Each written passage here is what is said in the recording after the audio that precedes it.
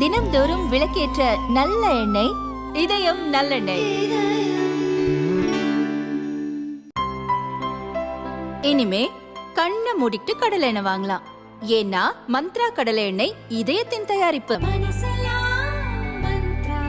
விஜயகாந்தனாவே உங்களுக்கு அச்சமின்மையும் துணிவும் தான். அவர் எதுக்கும் பயப்பட மாட்டார்.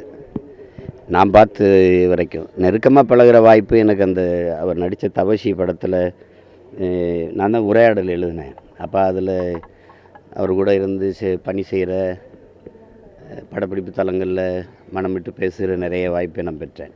அதுக்கு முன்னாடி எங்கள் அப்பா மணிவண்ணன் அவங்கெல்லாம் நண்பர்களாக இருந்தபோது, நாங்கள் திரைத்துறையில் இருக்கும்போது நட்பு இருந்தாலும் கூட நெருக்கமான பழக்கம் அப்போ தான் எங்களுக்கு ஏற்பட்டது. அப்படி நம்ம பார்க்கும்போது தூரமாக பார்க்கும்போது அவரை மாதிரி நடிக்கிறதுக்கு ஆட்கள் வரலாம், அவர் மாதிரி சண்டை போடக்கூட ஆட்கள் வரலாம். ஆனால் அவரை மாதிரி சிறந்த மனிதர் வருவது ரொம்ப கடினம். அதுவும் திரையுலகில் இருந்து கொண்டு புகழின் உச்சிக்கு போய் வந்த பிறகு அந்த தலையில் ஏறாமல் பார்த்துக்கிட்டார். எல்லாரோடமும் சமமாக பழகிற ஒரு வாய்ப்பு ஒரு மனிதர் திரையுலகில் இருந்தார் என்றால் அது அவர் தான். அதனால் அவர் என்ன சொன்னாலும் எல்லாருமே கேட்பாங்க. இப்போ அண்ணன் கமல் அவர்களோ, ஐயா ரஜினி அவர்களோ, யாராக இருந்தாலும் அவர் கூப்பிடும்போது விஜய் சொன்னா விஜய் அப்படின்னு எல்லாருமே பாசம் வச்சுருந்தது காரணம் அவர் எல்லாரையும் அதையே பாசத்தோடு அன்போடு நேச்சது தான் காரணம். அவரை இழந்திருப்பது என்பது அது எப்படி பார்த்தாலும் அதை மனதை தேற்றிக்கொள்ள முடியல. அது ரொம்ப இதாக இருக்குது. அவர் மட்டும் இவ்வளோ நாள் ஒரு உடல்நலத்தோடு இருந்திருப்பார்னா தமிழ்நாட்டினுடைய அரசியல் போக்கே மாறி இருந்திருக்கும். மாற்றினவர் தான். ஒரு முதல் தேர்தலே 6 விழுக்காடு தொற்று, அப்போ பாராளுமன்றத்தில் 10.5 விழுக்காடு ஏறி போகிறதுங்கிறது, அதுவும் ஜெயலலிதா, கருணாநிதி போன்ற பெரிய தலைவர்கள் இருக்கும்போது அது பெரிய துணிச்சல் வேணும்.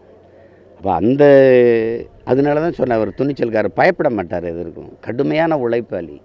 வெயில், மழை, பனி, பசி, பட்டினி, உறக்கம் என்ன 3 நாள் 4 நாள்லாம் தூங்காமலாம் நடிப்பார். அந்த இதெல்லாம் தமிழ் திரையுலகில் எந்த நடிகருக்கு இருக்காது. அப்படிப்பட்ட ஒரு கலைஞன் அவர். அதையெல்லாம் தாண்டி ஆகச்சிறந்த மனிதர். நல்ல மனிதர்னு ஒரு வார்த்தையில் அடக்கி விட முடியாது. ஆகச்சிறந்த மனிதர், பெரிய பண்பாளர், எளிமையாக இருப்பார். படப்பிடிப்பில் போய் அவங்க கொடுக்குற பேண்ட் ஷர்ட்டை போடுவார் ஒழிய மற்றபடி கதர் சட்டை கதர் வேஷ்டி தான். நீங்கள் பார்த்துருப்பீங்க. ரொம்ப எளிமையாக இருப்பார். அது சாதாரணமாக சும்மா எல்லாரோட உட்காந்துக்கிட்டு சாப்பிட்றது பேசுகிறது, அப்படி இயல்பான மனிதர். திரையில் பார்க்குற அந்த கம்பீரமான மனிதர் இல்லை. ஆள் தான் அப்படி கம்பீரமாக இருப்பார் ஒழிய உள்ளுக்குள்ளே ரொம்ப குழந்தையான ஒரு மனம் கொண்டவர் அவர். அது இப்படி பார்த்தாலும் அது எப்படி இப்போ இயற்கை ஒரு பேரிடர் பேரழிவை நமக்கு தந்ததோ, அவருடைய இழப்பும் ஒரு பேரிடரும் இழப்பும் தான்.